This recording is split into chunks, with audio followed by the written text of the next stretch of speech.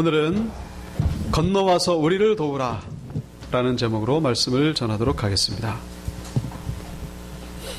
오늘 본문에 보시면 바울이 열심히 복음을 전하는 그런 모습을 우리가 보게 됩니다. 참으로 아이러니가 아닐 수가 없습니다. 그렇게 복음을 핍박하더니 이제는 그렇게 열심히 복음을 전하는 사람으로 바뀌게 됐다는 것이죠. 비유로 들자면은 진화론을 주장했던 찰스 다윈이 어느 날 갑자기 창조론을 목숨을 걸고 전한다면, 유대인 학살의 주범인 히틀러가 어느 날 갑자기 그 유대인 고아와 과부를 목숨을 걸고 돌보기 시작한다면 그걸 우리가 믿을 수 있겠습니까? 그걸 이해할 수가 있겠습니까? 그보다 더한 변화가 바로 이 바울의 변화라고 말할 수 있습니다. 예수를 믿는다는 것은 인생의 방향을 바꾸는 것이라고 말할 수 있습니다. 인생의 최고의 가치와 목적이 바뀌게 되는 것이죠. 바울은 그것이 바뀌었다는 거예요. 예수를 반대했던 자가 저는 예수를 위하는 자요, 예수를 핍박했던 자가 예수 때문에 핍박하는 자로 바뀌게 된 것이죠.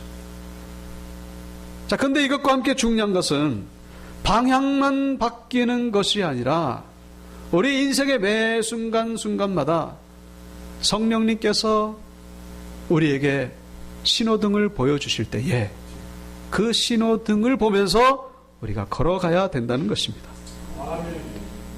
성령의 신호등, 파란불일 때는 가야 되는 것이고 빨간불일 때는 멈춰야 되는 것입니다. 노란불일 때는 잠시 대기해야 되는 거예요. 이 신호등을 무시하고 가면은 몇 번은 용케 빠져나갈 수 있겠지만은 나중에는 결국 큰 사고로 이어지게 된다는 사실, 우리는 반드시 기억해야 된다는 것이죠. 이 신호등은 우리를 힘들게 하는 것이 아니라 우리를 보호해주는 수단이라는 거예요. 오늘 본문에서 만나게 되는 바울이 바로 이 인생의 방향만 바꾼 것이 아니라 성령님의 신호등을 온전히 따르고 있는 것을 우리에게 보여주고 있습니다. 바울이 예수님을 만나서 회심한 후에 이제 바울은 전도자로 바뀌게 되죠. 온전히 복음을 전하는 자가 됩니다. 그래서 처음에 이제 그 안디옥이라고 하는 곳, 지금의 레바논이죠. 바로 거기에 안디옥이라는 도시가 있었는데 거기서 이제 기름 부음을 받고 안수를 받고 이 바나바와 함께 복음을 전하러 출발을 해서 지금의 터키 일부 지역과 또 지중해 지역을 전도를 하고 돌아오게 됩니다. 그게 1차 전도 여행이죠. 그 다음에 다시 또 전하러 출발합니다. 그게 2차 여행인데 이번에는 좀 더 넓은 지역으로 갈 계획을 가지고 있었습니다. 터키 지역을 전 일대를 다 돌아다니면서 복음을 전해야 되겠다, 이런 계획을 가지고 출발을 했는데 이 계획이 바뀌게 되는 것을, 일정이 바뀌게 되는 것을 오늘 본문은 보여주고 있죠. 6절을 보시면 성령이 아시아에서 말씀을 전하지 못하게 하시거늘, 아시아는 지금의 터키입니다. 소아시아라고도 하기도 하고 성경에는 아시아라고도, 거기서 말씀을 전하지 못하게 하셨다는 거예요. 그래서 이게 어떤 구체적으로 어떤 상황인지는 성경에 안 나옵니다만은 전하려고 하면은 안 되고 뭐 사역하려고 그러면은 안 되는 상황이 되고, 이렇게 계속 되다 보니까 결국 이 바울이 어디를 향해 갔냐면은 7절에 비두니아라는 곳에 갔습니다. 비두니아, 이거는 터키의 그 북쪽 지역입니다. 북쪽 지역을 향해서 이제 가게 되죠. 여기 안 되니까, 뭐 때문에 안 되는지 모르겠지만 하여튼 갑니다. 그런데 7절에도 뭐라고 되어 있습니까? 비두니아로 가고자 했으되 예수의 영이 허락하지 아니하시는지라. 거기서도 안 되는 거예요. 이상하다. 도대체 왜 하나님이 도와주시지 않는 것일까? 이 궁금증을 가지고 이번에는 남쪽으로 내려갑니다. 남쪽이 어디요? 드로아. 그 트로이의 목마라고 하는 그 트로이가 바로 이 드로아입니다. 이 드로아는 이제 그 터키의 그 가장 왼쪽 그 바다와 접한 그러니까 항구 도시예요. 이 드로아에 가가지고 거기서 밤에 환상을 하나 보게 되죠. 어떤 환상입니까? 바다 건너는 이제 마게도냐 지역인데, 마게도냐 어떤 사람이, 그 옷차림을 통해서 이제 알 수 있겠죠. 마게도냐 사람이 건너와서 우리를 도우라는 그런 환상을 보게 되는 것이죠. 바울이 그때서 비로소 하나님의 뜻을 알게 됩니다. 왜 이 터키 지역, 아시아에서 복음을 전하는데 그렇게 안 됐는지, 이제 보니까 하나님께서 저 마게도냐 지역에 여기서만 복음을 전할 것이 아니라 나는 나름대로 넓은 지역에 복음 전한다고 이 터키 지역을 다니려고 했는데 그게 아니라 하나님의 뜻은 다른 데 있었구나. 바로 바다를 건너서 저 마게도냐 지역에 가서 복음을 전하라는 하나님의 뜻이 있었구나. 그때서 이유를 알게 되고 배를 타고 건너서 이제 오늘 본문 뒤에 보면은 이제 거기 빌립보에 도착하고 거기서 이제 또 기도하는 여인들을 만나고 그래서 교회가 세워지게 되는 것을 볼 수가 있죠.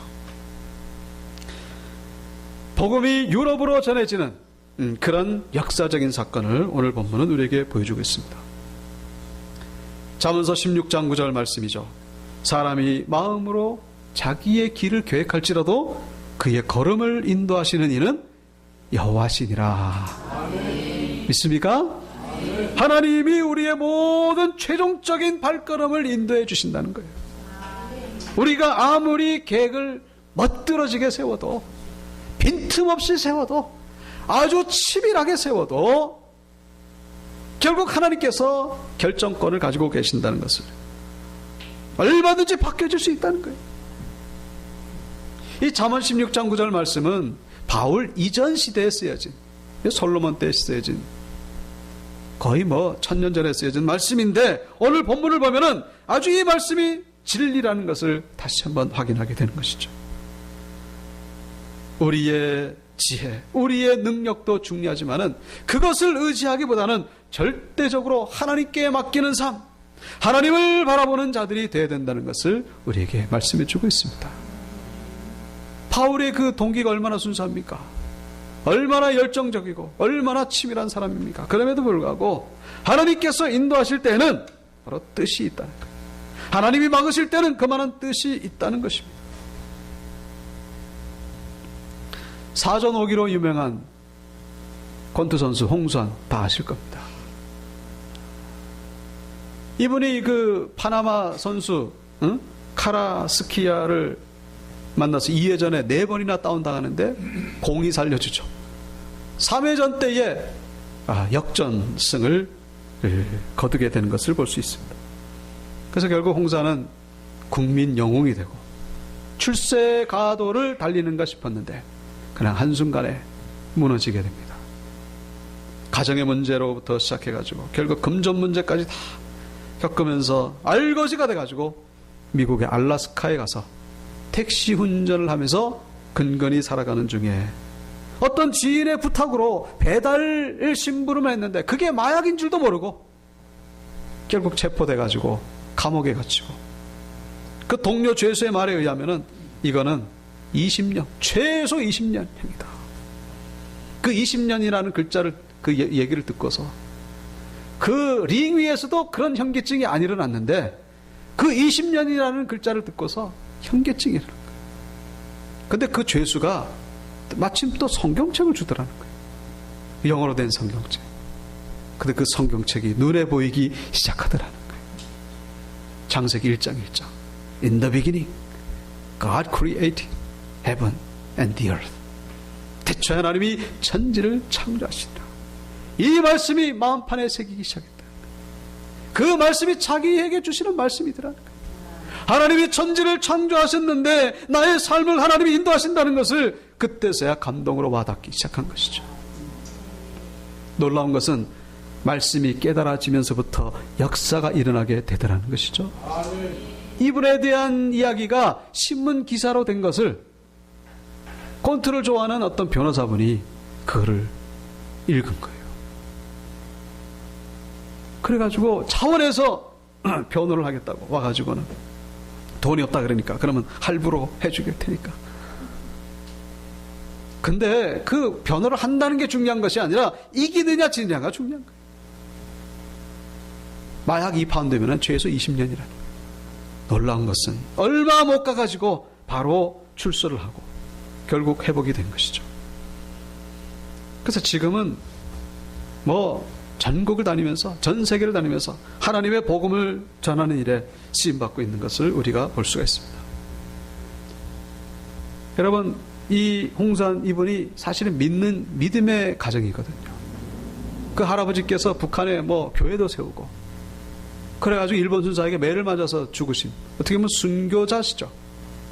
순교자의 가정에서 그렇게 참 챔피언이 돼가지고 그렇게 교만해지고 세상 다 가진 것이라고 생각했는데 하나님이 한순간에 그냥 천국에서 지옥으로 떨어뜨렸다는 거예요. 챔피언이 되었을 때 어떤 놀라운 계획을 가지고 있었겠습니까? 이 홍산이 이렇게 하고 저렇게 하고 나름대로 사람이 자기의 길을 계획할지라도 걸음을 인도하시는 분은 하나님이라는 것을 그때서야 몰랐던 것이죠. 나중에 알게 됐던 것입니다.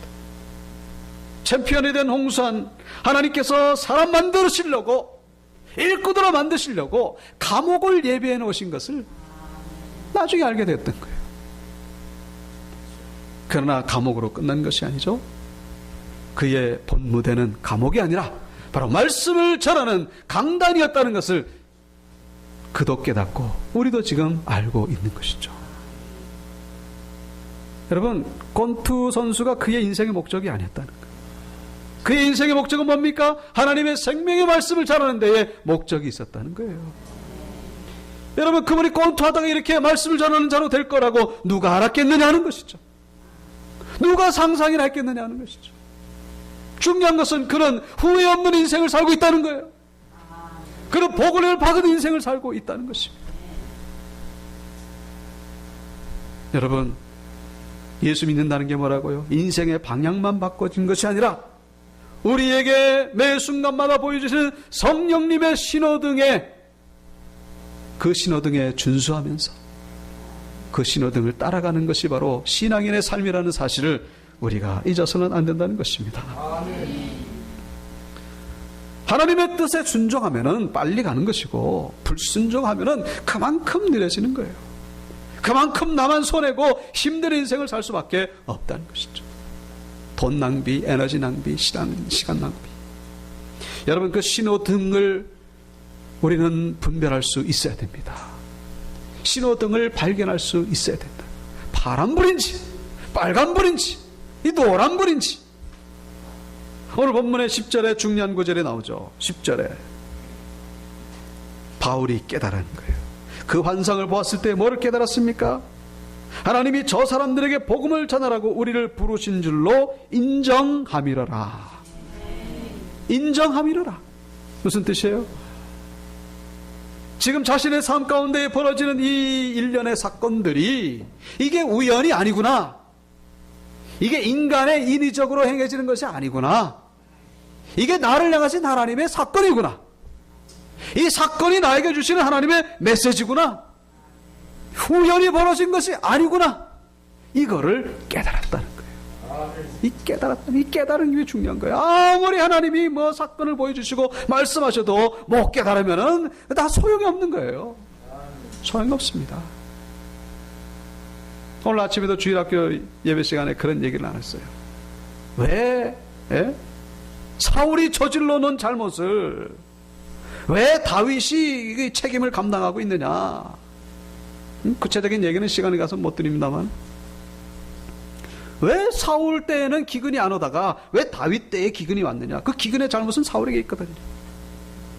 왜 다윗에게 기근 주신지 아십니까? 사울에게 기근 줘봐야 알아듣지를 못하니까, 알아먹지를 못하니까 기근을 줘봐야 아이고 이게 죽었구나 그걸로 끝나는 거예요. 그냥 인간적으로 살궁리만 하지 여기에 담긴 하나님의 메시지를 들을 생각조차 못하는 게 사울이기 때문에 하나님이 다윗 때 기근을 주신 거예요. 하나님의 음성을 들을 수 있기를 축원합니다. 사건을 통하여 나에게 보여주신 하나님의 음성에 귀를 기울일 줄 아는 영적으로 깨어있는 자들이 돼야 된다는 거예요. 예수님 뭐라고 말씀하셨습니까? 귀 있는 자는 들을지어다. 귀 있는 자가 돼야 됩니다. 하나님의 음성을 들을 수 있는 귀, 이 귀가 있어야 돼요. 귀가 없으면 뭐 하나님이 말씀하시는데 이게 뭐 동쪽으로 가는지 서쪽으로 가는지 가다가 그냥 사고 나고 가다가 그냥 부딪히고 가다가 돌아오고. 우리의 삶 속에서 이런 발견과 깨달음이 있어야 된다는 거예요. 우연히 일에 벌어지는 일이 아니고 하나님의 메시지가 있구나. 사도 바울은 성령님의 보여주시는 신호등을 따라가는 그런 삶을 살았던 전도자였다는 것이죠. 우리가 본문에서 들어야 될 두 번째 메시지가 있다면은 그것은 바울은 자신이 가고 싶은 곳이 아니라 자신이 가야 할 곳을 찾아간 전도자였다는 거예요. 뭐라고요? 내가 가고 싶은 것이 아니라 나를 필요로 하는 곳, 내가 가야만 하는 곳. 어떻게 보면 가기 싫어도 가는 거예요. 갈 수 없지만은 가야 되는 거예요. 그런 전도자의 삶을 살았다는 것입니다. 9절에 환상을 보게 되는데 그 환상이 바울에게 전해준 메시지가 뭡니까? 건너와서 우리를 도우라. 건너와서 우리를 도우라. 바울의 계획은 뭐였습니까? 아시아 지역을 다니면서 복음을 전하는 것이었습니다. 그게 자기의 비전이었고 자기의 계획이었고 자기의 야망이었습니다. 그런데 엉뚱하게도 저쪽 바다 건너에서 와서 도우라는 거예요. 그 계획에 없던 계획입니다. 생각이 없던 그런 지금 스케줄이에요. 놀라운 것은 그 즉시로 모든 것을 접고서 어떻게 해요? 10절에 우리가 곧 마게도냐로 떠나기를 힘썼다라고 기록하고 있습니다. 주저하지 않았다는 거예요. 머물거리지 않았다는 거예요. 내가 가야 될 곳이 바로 저기구나. 거기에 뭐 죽음이 있든지 뭐 부귀가 있든지 그건 상관이 없어요. 저기가 내 사명의 자리구나. 여러분, 우리가 신앙생활 하면서 점점 성숙해질수록 우리 이런 자세로 살아가야 됩니다. 뭡니까? 내가 하고 싶은 것이 아니라 주님이 기뻐하시는 일, 우리 성도에게 기쁨이 되는 일. 여러분, 우리는 열심히 봉사하고 전도하고 물론 그것도 너무나 놀랍고 고맙습니다만 그러나 중요한 거는 그 중심이, 내 중심이 어디에 있느냐, 이거를 늘 점검해 봐야 됩니다. 내가 하고 싶어서 하는 일이라면은 그건 내 일이에요. 그거는 내 이름 드러내고 내 명예가 드러나고 그건 하나님의 일이 아니고 내 일이에요. 정말로 그것 때문에 성도에게 기쁨이 되느냐, 그것 때문에 교회가 세워지고 하나님의 영광이 이루어지느냐. 여러분, 지금 미국에서 대선 때문에 뭐 난리가 났습니다만은 트럼프하고 힐러리가 저분들의 마음속이 뭡니까? 그건 이미 다 알고 있어요. 그건 자기 영광과 자기 명예지. 물론 나라 사랑하는 마음도 얼마 정도 있겠죠. 그건 뭐 그 나라 국민이니까. 그러나 사실 근본적으로 따져보면 자기의 영광이에요. 그 누가 부인할 수 있겠습니까? 자기 자랑이고 자기 성공이고 자기 성취지. 세상에서 그거 아닌 사람이 어디 있습니까? 다 무슨 장을 하려고 그러고 무슨 높아지려고 하는. 그 다 목적이 뭡니까? 근본적으로 따져보면 자기 영광이에요. 그 부인할 사람이 있겠습니까? 여러분, 목사들도 그런데. 예? 지금 우리 선교사단에 지금 초기장님 계십니다만 제가 그분을 비난하는 건 절대로 아니에요. 사실은 성경적으로 따져보면은 총회장 선거 때가 되면요, 할 사람이 없어야 정상입니다. 왜 이렇게 할 사람이 없을까? 여러분, 그 누가 못합니까? 총회장. 예? 상식만 가지고 있으면 하는 거예요. 물론 은사가 있어야 할 수도 있겠다고 얘기를 하면 뭐 할 수 없겠지만 능력이 없어서 못합니까? 서로 하려고 야단해요. 서로 하려고. 그것 때문에 뭐 돈을 뿌려간다는, 요즘은 그게 없어졌습니다만. 그거 왜 그래요? 그거 왜 그렇습니까? 진짜 그게 하나님의 영광이고 그게 정말로 교회를 사랑하는 마음이 있습니까? 아니에요. 그거 아니에요. 다 자기 영광이죠. 자기 자랑이고 자기 출세고. 여러분, 누가 좋아서 하는 겁니까 도대체? 내가 하는 일이 지금 누가 좋아서 하는 일이냐고요. 지금 우리 자신에게 물어봐야 됩니다. 안 하는 것보다 낫겠지만은 그게 정말로 하나님의 영광인지 성도의 기쁨인지, 아니면 내가 좋아서 하는 건지 내 영광인지, 우리는 좀 솔직하게 따져봐야 됩니다. 할 사람이 없습니까? 할 사람이 얼마나 많은데. 요한복음 21장 18절, 내가 진실로 진실로 내게 이르노니 내가 젊어서는 스스로 띠띠고 원하는 곳으로 다녔거니와 늙어서는 내 팔을 벌리리니 남이 내게 띠띠우고 원하지 아니하는 곳으로 데려가리라. 젊어서는 스스로 띠띠고 원하는 곳으로 다녔지만 늙어서는 어떻게 해요? 남이 내게 띠띠우고 원하지 않는 곳으로 내가 가게 될 것이다. 젊어서는 뭐예요? 신앙이 어리다는 거예요. 아직 성숙하지 않다는 거예요. 그때는요, 내가 하고 싶은 걸 한 거예요. 내가 가고 싶은 거, 내가 만나고 싶은 사람, 내가 대화하고 싶은 사람만 만나서 대화하는 거예요. 그 신앙이 어린 거죠. 그러나 늙어서는 뭡니까? 성숙해져 가지고는 그때부터는 내가 가야 될 곳, 내가 가기 싫지만은, 내가 시간이 안 되고 내가 갈 수 없지만은 주님이 가라고 하시니까 그런 사역의 자세가 우리에게 있어져야 된다는 것입니다. 그 순교도 여기에 그런 의미가 들어가 있는 것이죠. 순교, 육신적으로 하고 싶지 않지만 주님이 원하시는 것이니까. 언젠가 우리 비디오로도 나왔습니다만은 맨발의 전도자, 맨발의 천사로 알려진 인간극장에도 방영된 적이 있었습니다. 최춘선 할아버지 혹은 최춘선 목사님이십니다. 이분이 얼마 전에 이제 결국 작고하셨는데, 이분이 30년 동안 한결같이 겨울에도 여름에도 맨발로 전도를 다니셨어요. 지하철에도 버스 안에서도 맨발로 다니면서 예수 믿으라고 그러니까 사람들이 이상하게 보지 않습니까? 이상하게 보잖아요. 그래가지고 쫓겨나기도 하고 맞기도 하고. 근데 이분을 이제 방송국 PD가 이제 뒤를 이렇게 조사를 해봤더니 완전히 반전이 일어났습니다. 이분이 와세다 대학을 졸업했어요. 5개 국어에 능통합니다. 70년대 초에 자가용이 5대나 있었어요. 매일 와셔츠 2벌이나 갈아입으실 정도로 멋쟁이셨어요. 그리고 이 유산을 상속받았는데 거액의 유산을 상속받아가지고 김포에 아주 넓은 땅이 있습니다. 게다가 김구 선생님을 도와가지고 독립운동을 했던 독립투사였어요. 그래서 이분의 지금 묘비에는 애국지사 최춘선 이렇게 돼 있어요. 완전히 반전이죠. 근데 왜 그렇게 이분이 손가락질 받을 정도로 그렇게 살았느냐? 이분이 20대 때에 죽을 병에 걸렸다가 예수 믿고 병에서 낫게 됩니다. 그래서 그때 받은 은혜로 전도자의 삶을 시작하게 된 것이죠. 그가 가진 재산을 다 팝니다. 달라고 하는 사람들에게 다 줘요. 그 많은 재산을 다 줍니다. 나중에는 어느 정도 되느냐? 이분에게 5남매 자녀들이 있는데 말할 수 없는 고통 가운데 빠지고, 그 자녀들이 아버지를 무척 싫어하는 거예요. 네? 오죽 했으면 그분 중에 장남이 한 번은 그 동생들을 모아다가 아주 강하게 얘기를 합니다. 우리 절대로 저 아버지가 믿는 예수 믿지 말자.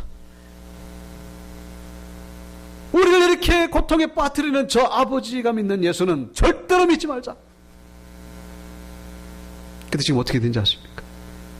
그렇게 말했던 장남이 19살 때 성령 체험을 하고 지금 목사님이 되셨어요. 동생들도 다 아버님을 따라가고 지금 목사님이 되고 교수가 되고 아주 놀라운 그런 훌륭한 가문이 된 것을 볼 수가 있습니다. 여러분, 내가 가고 싶은 길을 가는 것이 아니라 주님이 원하시는 길을 가는 것이 바로 전도자의 삶이고 그리스도인의 삶이라는 사실, 우리는 잊어서는 안 된다는 것이죠. 저분이 저 재산을 가지고 편하게 살았으면 얼마나 편하게 살았겠습니까?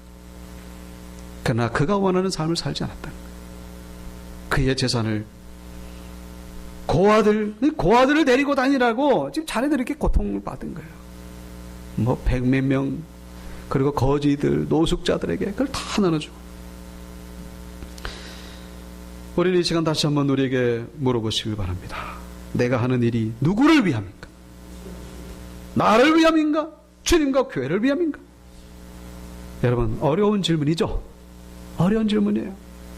그러나 이제는 그런 질문을 해야 될 때가 됐다는 거예요.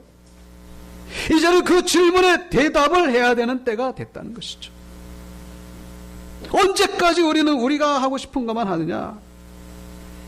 이제 우리는 그런 때를 벗어나야 됩니다.